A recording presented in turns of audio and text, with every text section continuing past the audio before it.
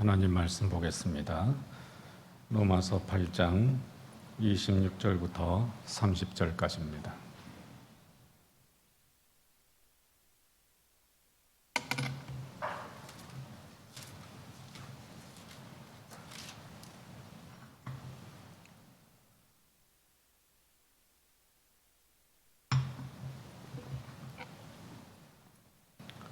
로마서 8장 26절부터 30절까지 말씀을 우리 같이 한 목소리로 읽겠습니다. 이와 같이 성령도 우리의 연약함을 도우시나니 우리는 마땅히 기도할 바를 알지 못하나 오직 성령이 말할 수 없는 탄식으로 우리를 위하여 친히 간구하시느니라. 마음을 살피시는 이가 성령의 생각을 아시나니 이는 성령이 하나님의 뜻대로 성도를 위하여 간구하심이니라. 우리가 알거니와 하나님을 사랑하는 자 곧 그의 뜻대로 부르심을 입은 자들에게는 모든 것이 합력하여 선을 이루느니라. 하나님이 미리 아신 자들을 또한 그 아들의 형상을 본받게 하기 위하여 미리 정하셨으니 이는 그로 많은 형제 중에서 맏아들이 되게 하려 하심이니라. 또 미리 정하신 그들을 또한 부르시고 부르신 그들을 또한 의롭다 하시고 의롭다 하신 그들을 또한 영화롭게 하셨느니라. 아멘. 요즘 수요 예배 시간에 조직신학 산책이라고 하는 제목으로 신앙 공부를 하고 있습니다. 그런데 조직신학이라고 하면 신학교에서나 공부하는 어려운 신학이라고 생각할 수도 있지만 사실 조직신학은 모든 기독교인들이 알아야 하는 신앙의 기본 지식, 즉 교리를 말하는 것입니다.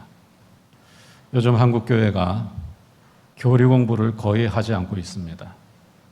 또한 교리 공부를 부정적으로 생각하는 기독교인들도 있습니다.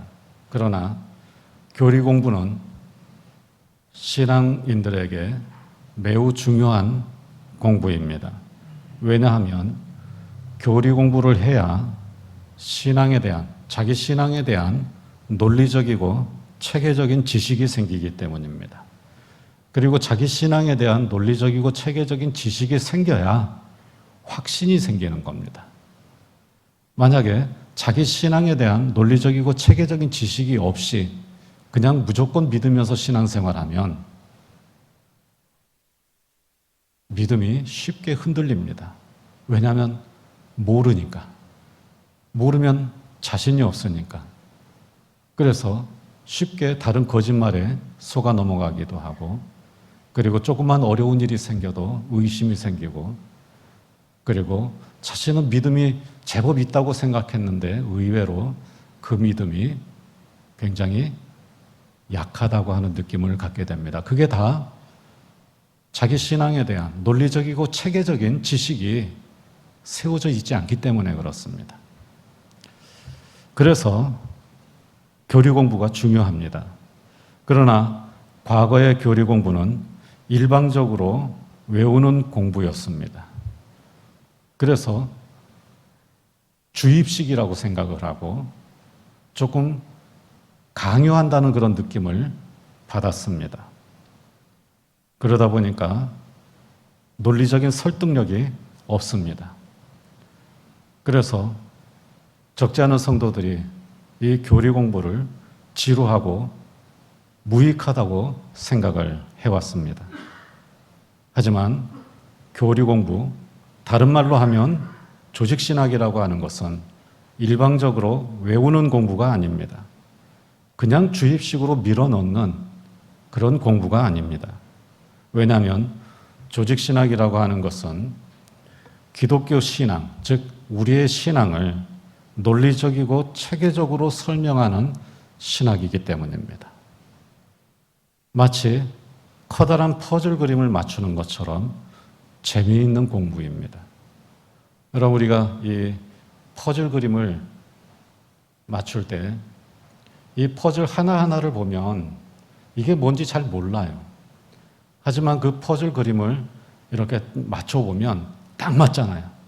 딱 맞으면서 거기에 그림이 선명하게 나타나는 거예요. 그러면 뭔지 알게 되는 거예요. 바로 이것이 논리적이고 체계적으로 공부하는 조직신학의 모습입니다. 그래서 구원이 뭐냐? 이 퍼즐 그림을 딱 맞춰보니까 전부 다 딱 맞아요.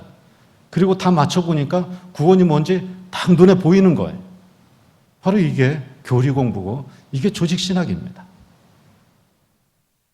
그런데 많은 이 교리 공부를 안 하신 분들은 자기 신앙, 이 퍼즐 그림을 가지고 다니긴 가지고 다녀요. 그런데 한 번도 맞춰본 적이 없어요. 그러니까 이게 하나씩 하나씩 보면 이게 뭔지를 모르는 거예요. 이게 구원을 알려주는 여러 가지 정보들이라고 하는데 그걸 마치 하나의 그림으로 쫙 맞춰보지 않고 그냥 흩어진 채로 가지고 다니는 거하고 똑같아요. 그러니까 하나하나가 뭔지도 모르고 구원이 뭔지도 잘 모르는 거예요. 그래서 우리는 이 조각조각의 진리들을 논리적으로 체계적으로 잘 질서 있게 배열을 해서 그걸 맞춰가지고 하나의 그림을 만드는 겁니다. 바로 그게 교리 공부고 우리 조직신학의 공부인 거예요. 그래서 하다 보면 조금만 더 하다 보면 재미가 있습니다. 오늘날 자기가 믿는 기독교의 기본 진리를 논리적으로 설명하지 못하는 기독교인들이 많아지고 있다고 하는 사실은 매우 안타까운 일입니다. 이단이나 사이비 기독교에 쉽게 넘어가는 것도 자기의 신앙에 대한 이 진리에 대한 지식이 없기 때문입니다. 왜냐하면 신앙에 대한 논리적이고 체계적인 지식이 없으면 신앙이 쉽게 흔들리기 때문입니다. 모르면 흔들립니다. 모르면 자신이 없습니다. 모르면 속아 넘어갑니다. 그러므로 우리 모든 기독교인들은 자기 신앙에 대한 논리적이고 체계적인 지식이 있어야 됩니다. 그래야지 확신이 있는 겁니다. 자신의 신앙을 논리적으로 체계적으로 이해하고 설명할 수 있어야 됩니다. 그래야지 자기 신앙에 대한 확신이 점점 더 견고해지고 강해지는 겁니다. 큰 그림 퍼즐이 됐건 작은 그림 퍼즐이 됐건 나름대로 자기 신앙의 이 퍼즐 그림을 잘 맞출 줄 알아야 되는 것입니다. 그래서 수요 예배 시간에 이 조직신학 산책을 꽤 오랫동안 진행을 해왔는데요. 지난 수요일에는 성령론을 시작을 했습니다. 성령론은 성령이 누구신가라고 하는 것에 대해서 논리적이고 체계적으로 설명하는 일입니다. 이 성령론은 그런데 안타깝게도 우리 한국교회에서는 좀 약하게 가르치는 경향이 있습니다. 성령 하나님에 대한 오해와 왜곡이 많기 때문입니다. 그리고 이 성령론은 항상 쉽게 오해되는 그런 경향이 있습니다. 우리 한국교회에서 가장 대표적으로 이 성령에 대해서 잘못 이해하고 있는 것 중에 하나가 성령 하나님을 마치 어떤 에너지, 영적인 힘, 기운이라고 생각하는 그런 사람들이 있습니다. 그러나 성령은 힘이나 에너지가 아닙니다. 어떤 신령한 에너지나 힘, 능력이 아니라 성령은 하나님이십니다. 인격적인 하나님이세요. 삼위일체 하나님 가운데 한 위격을 가지고 계신 한 인격의 실체로서의 하나님, 그분이 성령입니다. 그리고 또 하나, 성령을 하나님의 영이라고 오해를 하는 경우가 있습니다. 성경에도 보면 하나님의 영이라고 하는 표현이 나오고 주님의 영, 여호와의 영 이런 표현들이 많이 나와요. 그런데 여러분 한번 생각해 보세요. 하나님은 영이십니다. 그렇죠? 그런데 하나님에게 왜 또 다른 영이 필요하겠어요? 그럼 삼위일체 중에 성령 하나님은 안 계시는 겁니까? 그렇지 않아요. 성경에서 하나님의 영, 여호와의 영이라고 표현한 것은 하나님에게 속해 있는 영이 아니라 성령 하나님을 말씀하는 겁니다.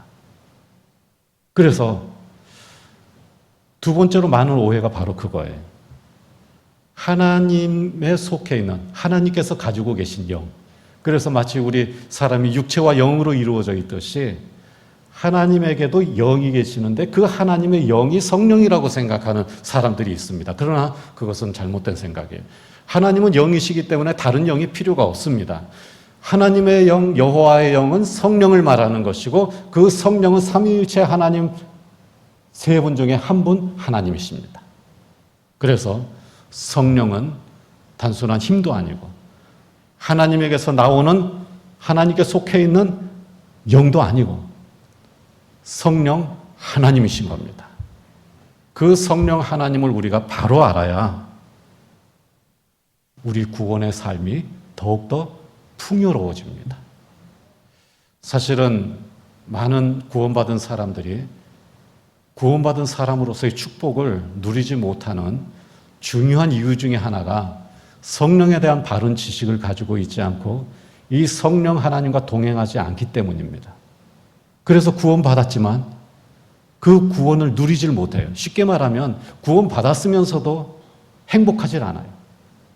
그 이유는 우리의 구원의 시작부터 해서 구원이 완성되는 날까지 우리 모든 구원의 이 과정 속에서 역사하시는 그 성령에 대한 이해가 부족하기 때문입니다. 만일 우리가 이 성령에 대한 바른 지식을 가지고 이 성령에 대해서 끊임없이 갈망하며 이 성령 하나님께서 나와 함께 하시고 나를 도와주시고 내 구원을 보증하시는 그 하나님이시라고 하는 것을 우리가 분명하게 알게 되고 그분과 친밀한 삶을 살게 되면 우리는 반드시 행복한 그리스도인이 될 수가 있습니다. 여러분, 그러므로 우리가 여호와 하나님을 부르면서 기도하고 우리 주 예수 그리스도의 이름을 부르면서 기도하듯이 성령 하나님을 향하여서 부르짖는 기도도 하시기 바랍니다. 우리는 늘 하나님의 기도할 때 하나님을 부르고 예수님은 자주 부르지만 성령님은 거의 부르질 않습니다. 그러나 성령님도 분명히 우리의 하나님이십니다. 그 성령 하나님을 우리가 기도 중에 부르짖고 그 성령 하나님과 동행하고 그 성령 하나님의 능력이 우리의 삶을 지배하기를 간절히 갈망할 때 우리는 구원의 시작부터 구원이 완성되는 날까지, 즉 이 세상에서 그리스도인으로 살아가는 동안에 그 성령의 능력 안에서 복 있는 그리스도인의 삶을 살아가게 될 것입니다. 그래서 우리가 성령에 대한 바른 지식이 필요합니다. 오늘 설교에서 성령 하나님에 대해 다 설명하기는 어렵습니다. 그러나 성령 하나님이 우리에게 어떤 분이신가에 대해서 핵심만 말씀드리면 성령님은 우리를 도와주시는 하나님이십니다. 하나님과 예수님께서 다 우리를 도와주시지만 특별히 성령 하나님의 중요한 사역은 우리를 도와주시는 일입니다. 요한복음 14장 16절 말씀을 우리 함께 읽어보겠습니다. 내가 아버지께 구하겠으니 그가 또 다른 보혜사를 너희에게 주사 영원토록 너희와 함께 있게 하리니. 아멘. 여기서 보혜사는 성령님을 말하죠. 보혜사이신 성령께서 우리와 영원토록 함께 계신다고 말씀합니다. 그러면 성령님은 우리와 영원토록 함께 계시면서 과연 무엇을 하시는 분이신가? 답은 우리와 영원토록 함께 계시면서 우리를 도와주십니다. 도와주시는 분입니다. 자, 보혜사라고 하는 말 헬라어로 파라클레토스라고 하는 말인데요. 이 파라클레토스라고 하는 말은 옆에서 말한다는 뜻입니다. 그리고 이 파라클레토스라고 하는 헬라어를 라틴어 성경에서는 아드보카툼이라고 이렇게 번역을 하고 있습니다. 아드보카툼, 보케블러리, 보카는 말한다는 거죠. 그리고 아드는 옆이라고 하는 뜻입니다. 그래서 아드보카툼은 옆에서 말해주는 사람이라고 하는 겁니다. 성령은, 보혜사는 옆에서 말해주는 분이에요. 이 아드보카툼이라고 하는 라틴어에서 영어에 어떤 단어가 나왔습니까? 에드보키시라고 하는 단어가 나왔어요. 에드보키시 무슨 뜻입니까? 변호사예요. 변호사. 옆에서 말해주는, 누구 옆에서요? 피고인 옆에서. 뭘 말해줍니까? 법에 대해서. 변호사는 법을 잘 모르는 피고인을 옆에 앉아서 도와주는 사람입니다. 변호사의 도움이 없으면 피고인은 아무것도 할 수가 없습니다. 우리와 성령의 관계도 마찬가지입니다. 성령이 없으면 시험을 이길 수가 없습니다. 성령이 없으면 말씀을 깨달을 수도 없고, 성령님이 없으면 영적 싸움에서 이길 수도 없고, 성령님이 없으면 우리가 하나님을 믿을 수도 없습니다. 심지어 예수님을 주님이라고 고백할 수도 없습니다. 여러분, 우리가 믿음이 좋아서 하나님을 믿게 됐습니까? 그렇게 생각하기가 쉽지만 사실은 성령께서 창세전에 성부, 성자, 성령 세 분이 약속하신 바, 택하신 사람을 성령께서 찾아가서 그의 심령을 변화시켜서 하나님을 믿게 만드시는 겁니다. 이것이 창세전에 삼위 하나님이 함께 약속하신 것이고, 성령께서는 오늘날 끊임없이 창세전에 예정하신 그 사람들의 영혼 가운데 들어가셔서 그 심령을 변화시켜서 하나님을 믿게 만들어주시는 것입니다. 그리고 그 믿는 순간부터 성령께서 책임져 주십니다. 보증하시는 겁니다. 바로 그분이 하나님이십니다. 고린도전서 12장 3절 말씀을 우리 함께 읽어보겠습니다. 성령으로 아니하고는 누구든지 예수를 주시라 할 수 없느니라. 성령이 아니면, 성령께서 도와주시지 않으면 어떤 사람도 예수님을 주님이라고 고백할 수가 없는 겁니다. 그래서 우리는 항상 성령의 도움 가운데, 그분의 역사 가운데 지금 우리가 살고 있는 겁니다. 성령의 역사를 통해서 우리는 하나님을 믿게 되었고, 성령의 역사를 통해서 지금도 우리는 예수 그리스도를 주님이라고 고백하고 하나님을 아버지라고 부르며 그렇게 살아가고 있는 것입니다. 그러므로 모든 일에 항상 성령님의 도움을 간구하시기 바랍니다. 특히 힘들고 어려울 때, 믿음이 약해졌을 때 성령님의 도움을 간구하는 성도들이 되시기를 주의 이름으로 축원합니다. 우리가 인생을 살다 보면 특별히 신앙적인 삶을 살아갈 때 우리가 한없이 약해지고 초라할 때가 있습니다. 우리 세상에서도 힘들고 초라해질 때 있지만 또 신앙적인 면에서 영적으로도 참 약해지고 초라해질 때가 있어요. 내 힘으로 할 수 있는 일이 없고 벗어날 길이 없어서 두렵고 답답할 때가 있습니다. 그때 누가 연약한 우리를 도와줄 수가 있습니까? 바로 성령님입니다. 성령님이 우리를 도와주실 수가 있습니다. 우리가 약할 때 하나님께서는 성령님을 통해서 우리를 강하게 하십니다. 우리가 약할 때 하나님은 성령님을 통해서 우리를 도와주시는 것입니다. 우리가 약할 때 하나님은 성령님을 통해서 우리의 손을 붙잡아 일으켜 주시는 것입니다. 오늘 우리가 읽은 말씀 26절 말씀을 함께 읽어보겠습니다. 이와 같이 성령도 우리의 연약함을 도우시나니 우리는 마땅히 기도할 바를 알지 못하나 오직 성령이 말할 수 없는 탄식으로 우리를 위하여 친히 간구하시느니라. 아멘. 누가 우리의 연약함을 도우신다고 말씀하고 있습니까? 성령님입니다.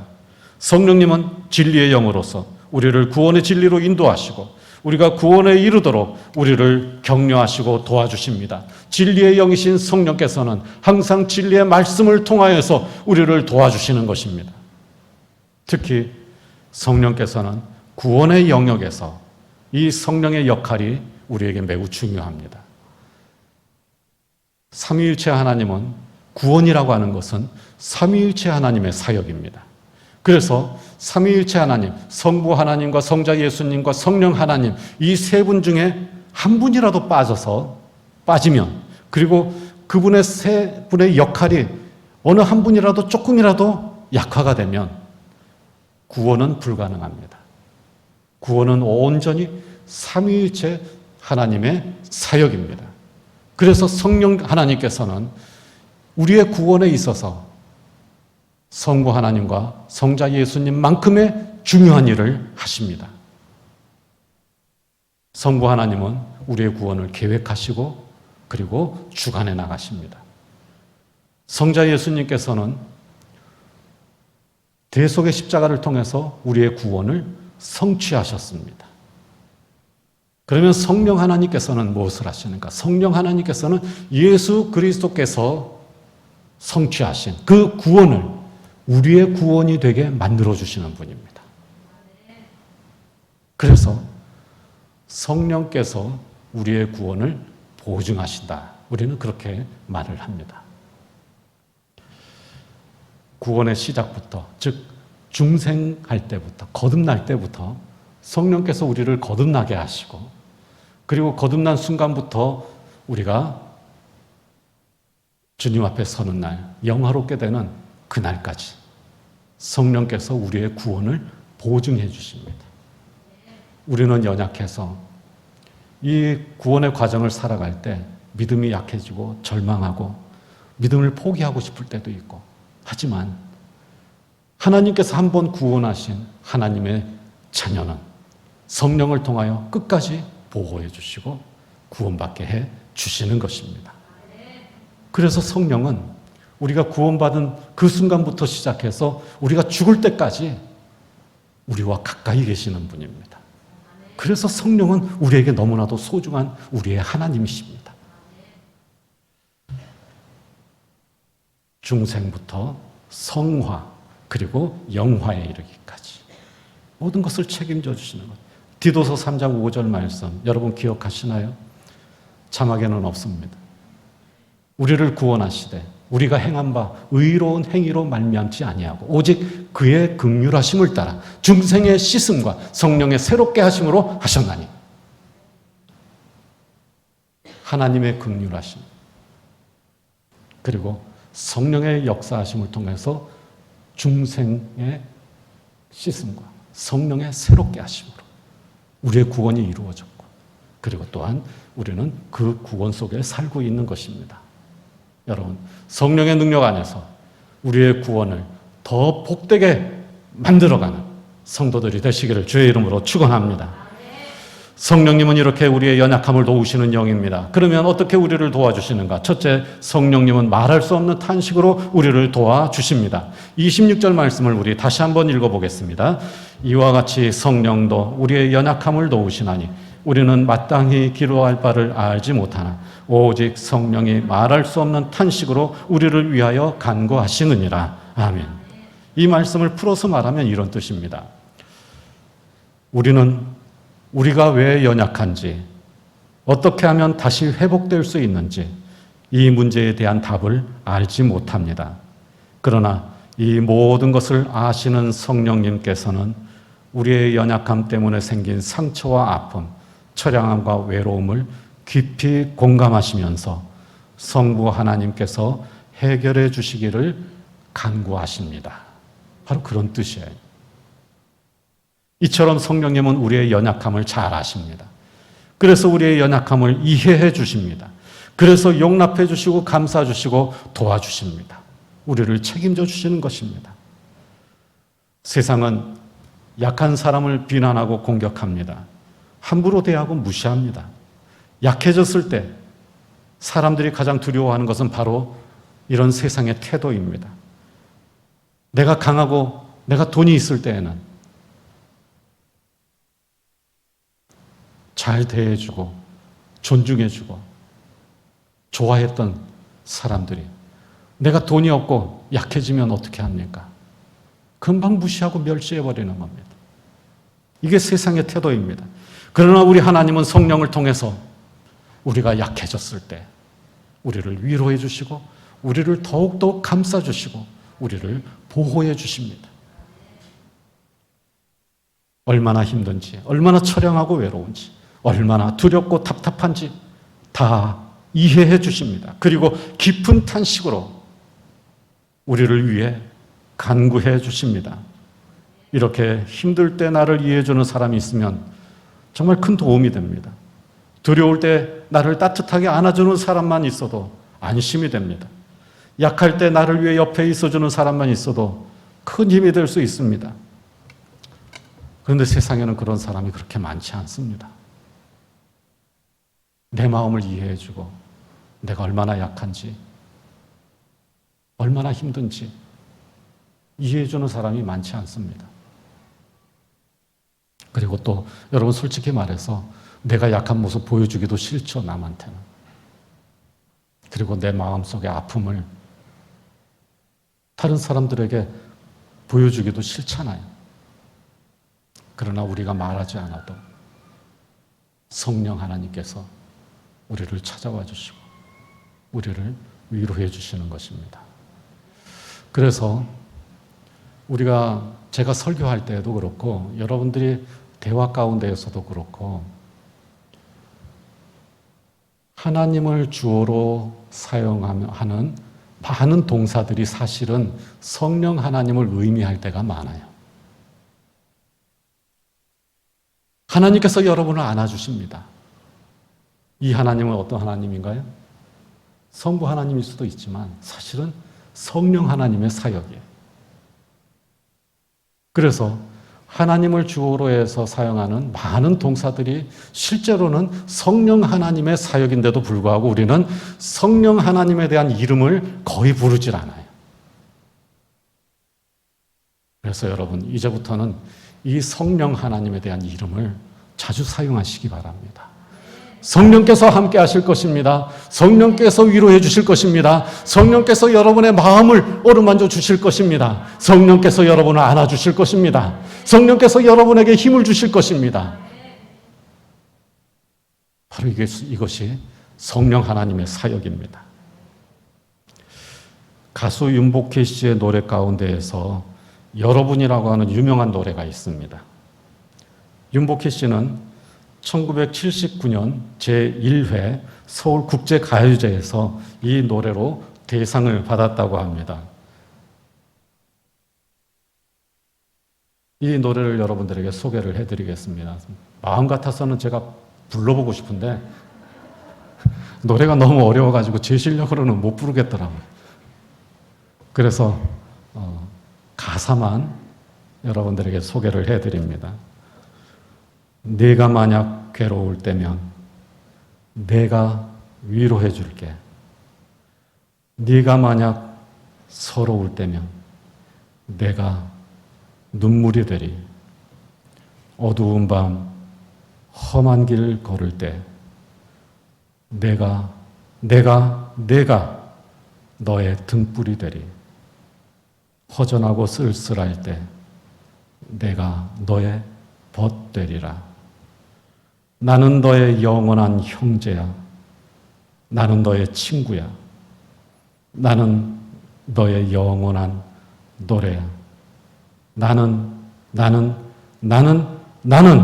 너의 기쁨이야.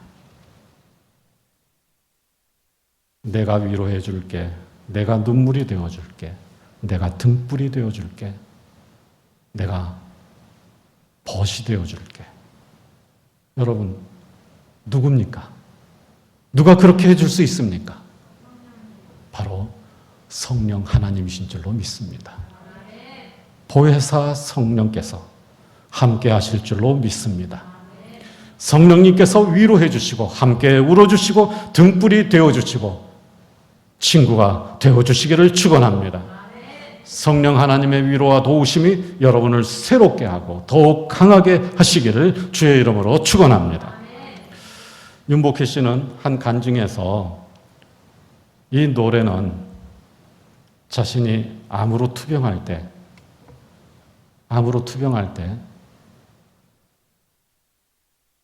성령 체험을 했다고 그래요.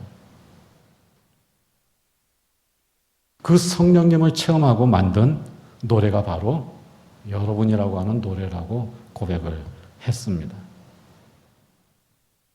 그리고 국제가요제에 나가기 위해서 만든 곡이기 때문에 영어로도 가사를 썼는데요. 그 영어 가사 내용이 거의 찬송가입니다. 그 해석된 것을 제가 소개를 해드리겠습니다. 내가 캄캄한 나날들을 지나갈 때 그가 말했지. 여기 영어 가사에는 그가 말했지 이렇게 표현을 하고 있어요. 그가 누구겠어요? 위에 계신 분. 그가 말했지. 내가 너의 지팡이가 되어줄게. 너에게 사랑해줄 사람이 필요할 때 그가 말했지. 내가 너의 사랑이 되어줄게. 그러니까 웃어봐. 그리고 나를 봐. 내가 말해줄 게 있어. 누구나 다 이 길을 가. 그러니까 믿음을 가져. 그리고 당당해져. 지금 너는 멈출 수 없어. 지금이 시작이야. 이것이 하나밖에 없는 그 길이야. 우리 함께 이 험하고 아픈 세상을 같이 걸어가자. 그는 시작이고 그는 길이며 진리이시니. 바로 성령을 체험하고 그 성령을 체험하면서 자신이 치유된 것을 체험하고 그 성령님을 생각하면서 만든 곡이 이 여러분이라고 하는 노래입니다. 앞이 캄캄하고 두려울 때 성령님께서 여러분의 등불이 되어주시고 지팡이가 되어주시기를 축원합니다. 사랑과 위로가 필요할 때 성령님께서 여러분을 안아주시고 위로해 주시는 은혜가 있기를 축복합니다. 약해졌을 때, 삶이 지쳤을 때 또 성령님께서 여러분의 마음을 강하게 하시고 당당하게 해주시는 은혜가 있기를 주의 이름으로 축원합니다. 둘째, 성령님은 또한 하나님의 뜻대로 우리를 도와주십니다. 27절 말씀을 함께 읽어보겠습니다. 이는 성령이 하나님의 뜻대로 성도를 위하여 간구하심이니라. 성령 하나님은 우리가 하나님의 뜻대로 살도록 우리를 인도하신다는 말입니다. 그리고 우리가 하나님의 뜻대로 살면 모든 것이 합력하여서 선을 이루게 됩니다. 28절 말씀입니다. 함께 읽겠습니다. 우리가 알거니와 하나님을 사랑하는 자, 곧 그의 뜻대로 부르심을 입은 자들에게는 모든 것이 합력하여 선을 이루느니라. 아멘. 선을 이룬다는 말은 좋아진다는 말입니다. 회복된다는 말입니다. 하나님의 뜻대로 인도된 사람들, 어떤 일이 있어도 결국 좋아진다는 말씀입니다. 무슨 일이 일어나도 결국은 좋아진다는 것입니다. 어떻게 해서요? 성령께서 도와주셔서 하나님의 뜻대로 우리를 인도해 주셔서.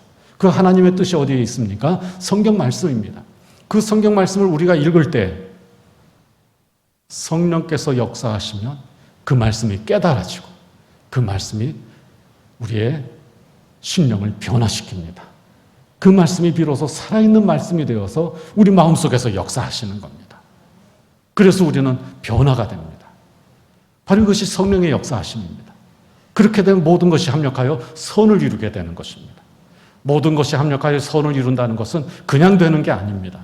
하나님의 말씀 가운데서 역사하시는 그 성령의 역사하심 가운데에서 우리가 그 말씀으로 우리의 삶이 변화될 때 모든 것이 합력하여서 선을 이루게 되는 것입니다.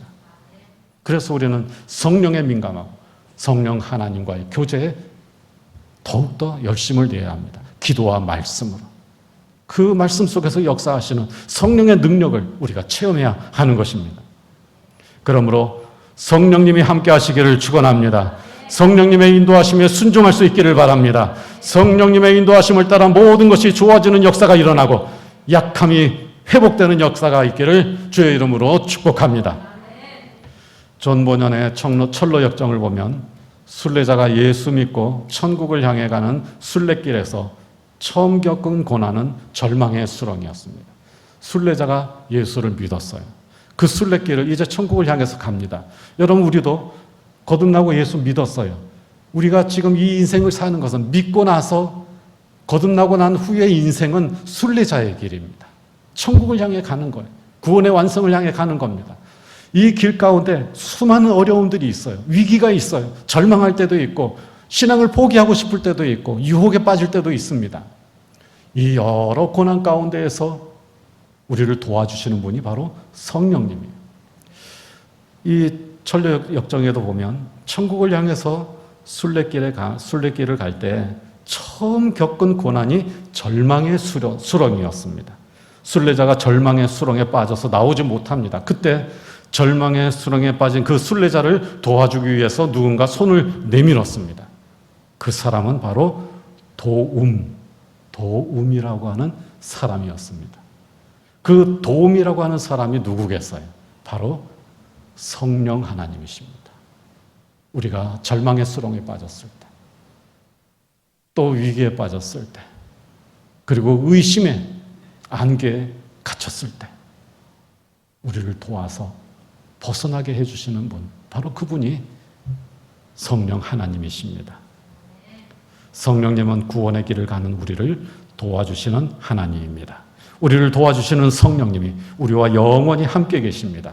낙심했을 때 우리를 도와주시고 두려워할 때 우리를 도와주시고 절망의 수렁에 빠졌을 때 우리를 도와주십니다. 시편 40편 2절 말씀을 우리 함께 읽어보겠습니다. 나를 기가 막힐 웅덩이와 수렁에서 끌어올리시고 내 발을 반석 위에 두사 내 걸음을 견고하게 하셨도다. 아멘. 성령 하나님을 믿으시기 바랍니다. 성령의 음성은 그냥 내 속에서 내 마음대로 신들린 듯이 들리는 음성이 아닙니다. 성령의 음성은 반드시 하나님의 말씀을 통하여서 들리게 되어 있습니다. 진리에 계신 성령은 항상 하나님의 진리의 말씀을 통해서 역사하시는 것입니다. 그래서 우리가 성령의 역사하심을 그냥 신들린 것처럼 내 속에서 들리는 내 목소리라고 착각하지 마시기 바랍니다. 반드시 기도와 말씀을 통하여서 우리는 성령의 음성을 듣습니다. 그리고 이 기도와 말씀을 통하여서 듣는 이 성령의 음성에 순종할 때 우리의 삶이 복된 삶이 될 수 있고 또한 성령의 능력 안에 있는 삶이 될 수가 있는 것입니다. 성령님은 살아계신 하나님이십니다. 그분은 실체이고 그분은 실제입니다. 성령 하나님을 믿으시기를 축원합니다. 기가 막힐 웅덩이와 수렁에서 나를 끌어올리시는 그 성령 하나님을 믿고 모든 시험과 두려움을 이기는 성도들이 되시기를 축복합니다. 나를 고아처럼 내버려 두지 않으시고 영원토록 나와 함께 하시면서 나를 도와주시는 그 성령님을 믿고 살아가는 성도들이 되시기를 주의 이름으로 축원합니다.